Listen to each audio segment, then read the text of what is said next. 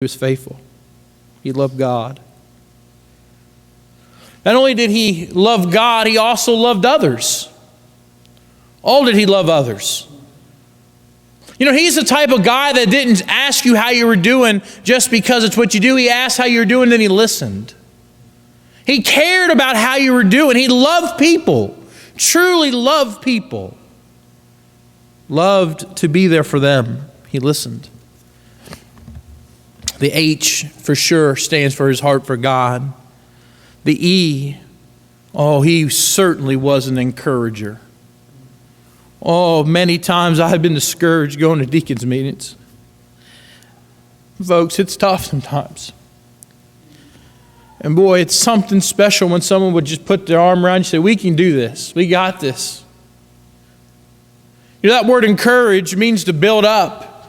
In the Bible, you see it most of the time with the word edify. It's encouraging. It's a builder. It brings you. It puts a special spark in your heart. Well, he did that. He was an encourager. He encouraged people. The Bible, most of the time when I use this verse, I'm preaching against something. But God spoke to my heart on this. And Ephesians 4:29 says this, let no corrupt communication proceed out your mouth, but that which is good to the use of edifying, that it may minister grace unto the hearers. Boy, he edified. He was an encourager. He always tried to help bring people up. He was always there to be an encouragement to people. What was amazing about him was he always had the right thing to say, even if you didn't like it. Let me tell you what I mean by that. What you needed was normally what he had to say. Being a chief master sergeant, he was a very smart person. Tons of experience. But boy, he sure could encourage. I have never heard him in my life speak ill of anybody. Never. And we've dealt with some very tough situations when he had every opportunity to speak ill. And he would not. He had no corrupt communication. He was always an encourager. He always used his words to edify the hearer. He always encouraged people. He was an encourager.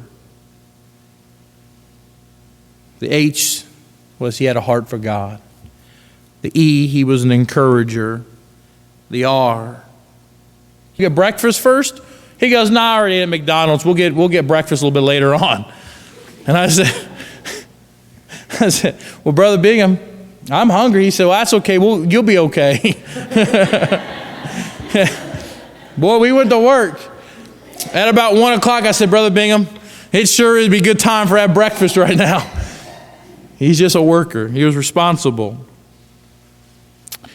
You know, I think of what the Bible says in Colossians when I think of how responsible he was. The Bible says in Colossians 3:23, it says, and whatsoever ye do, do it heartily as to the Lord and not unto men. That word heartily means he was vigilant. He worked at it. He didn't just, Brother Terrell said earlier, he wasn't a quitter. Quitting was not part of his vocabulary. At 89 years old, his goal was to be a part of Vacation Bible School. Miss Shirley, at 89 years old, Miss Shirley, he told you that I'll see you Wednesday. He was responsible with every hour and every minute that he had. No matter how big the job, he did his best.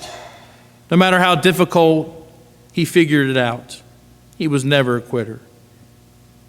He would always do what he said he would do. He was a tremendous deacon. He was a true servant. Not somebody that just wanted to give orders or give this. He was obviously going to heaven. See, Brother Patrick, that's a little different. I'll explain that to you here in a minute. This whole message was talking about the things that he had done. How he acted, how he had a heart for God, how he was an encourager, how he was responsible. It talks about all of his physical characteristics. But the reason why he